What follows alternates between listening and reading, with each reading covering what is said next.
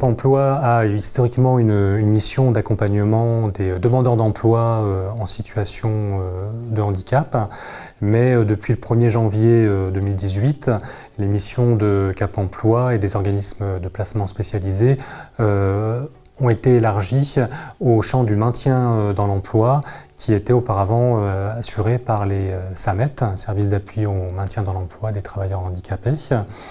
Donc ces deux services ont été regroupés et aujourd'hui Cap Emploi intervient aussi sur le champ du maintien dans l'emploi pour accompagner des salariés, des agents de la fonction publique ou encore des travailleurs indépendants qui sont confrontés à des problèmes de santé, qui génèrent des difficultés sur leur poste de travail et risquent de conduire à une inaptitude à leur poste de travail. Dans le cadre de cette mission de maintien dans l'emploi, nous avons pour mission d'informer les salariés et les employeurs, mais surtout de les accompagner dans la recherche de solutions pour qu'ils puissent conserver leur poste de travail ou évoluer sur un autre poste au sein de l'entreprise. Donc nous allons accompagner les acteurs de l'entreprise, l'employeur, le médecin du travail notamment, et le salarié dans la recherche de solutions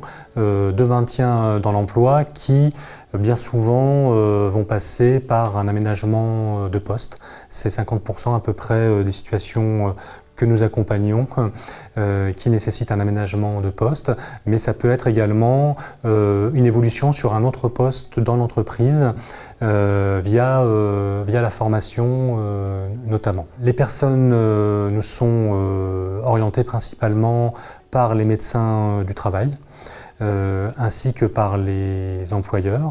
Et nous avons également des salariés ou des agents de la fonction publique qui nous contactent directement, ainsi que d'autres partenaires. Nous recevons systématiquement la personne en entretien individuel pour analyser la situation, réaliser un diagnostic de sa situation et ensuite convenir avec elle et avec son employeur ainsi que le médecin du travail d'un plan d'action pour rechercher les solutions de maintien dans l'emploi qui peuvent passer notamment par un aménagement de poste. Donc on a une forme de contractualisation avec la personne sur les objectifs de l'accompagnement et on va rechercher avec elle l'entreprise, le médecin du travail, les solutions qui vont pouvoir être mobilisées. Et ce point est important. Le médecin du travail va systématiquement être associé à la solution préconisée et valider la solution, notamment en cas d'aménagement de poste, avant qu'on mette en œuvre le reclassement et l'aménagement de poste. Alors, un aménagement de poste peut prendre plusieurs formes. On peut être sur un aménagement technique avec du matériel. Il peut s'agir d'un siège ergonomique, tout simplement, pour une personne qui a des problèmes de dos, par exemple sur un poste administratif.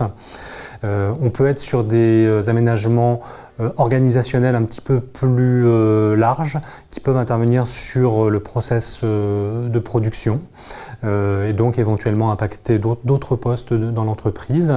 Mais on peut être également sur un aménagement des horaires de travail pour une personne fatigable qui doit être amenée à réduire son temps de travail ou alors à l'organiser de façon différente, de façon préférentielle le matin par exemple, ou au contraire l'après-midi pour une personne qui aurait des difficultés à se mettre en route du fait d'une maladie invalidante par exemple. L'aménagement de poste n'est pas toujours possible. On peut être confronté à une situation où la personne est réellement inapte à son poste de travail sans aménagement possible.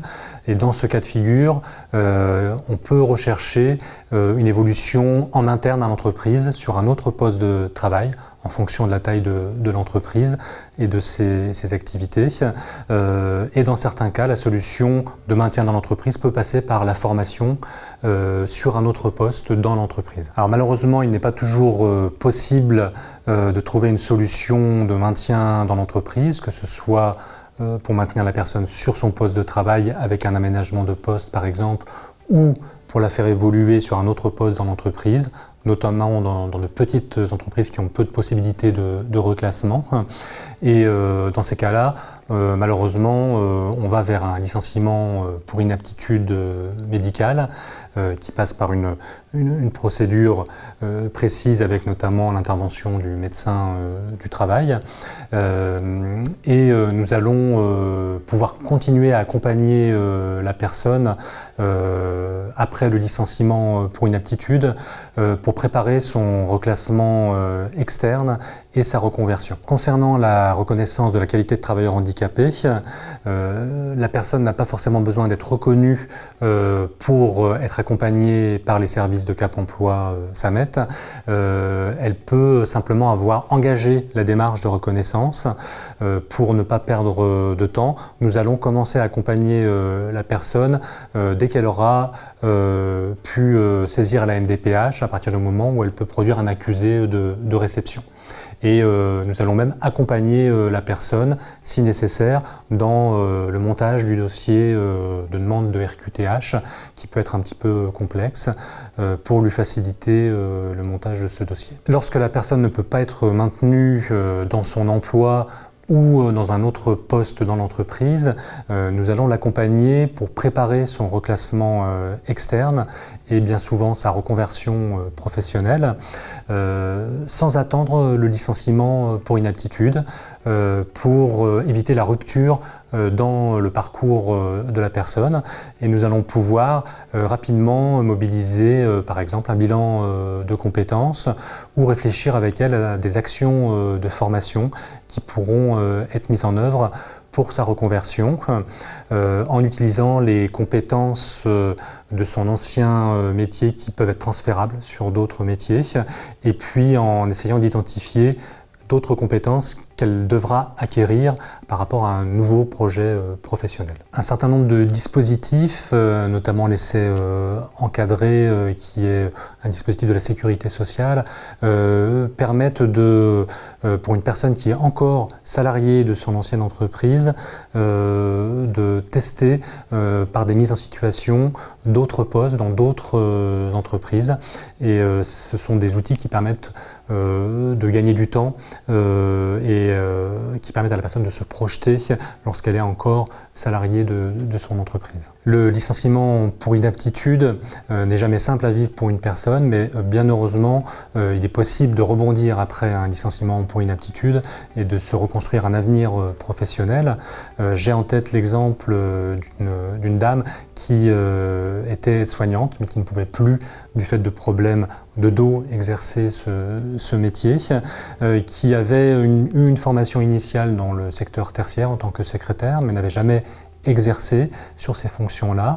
On l'a accompagnée dans sa réflexion sur une reconversion et elle a pu revenir à ses premières amours et au secteur tertiaire via une formation de secrétaire assistante. Cette personne a été licenciée pour inaptitude. Elle a été formée et elle a accédé dans la suite de cette formation à un poste de secrétaire assistante.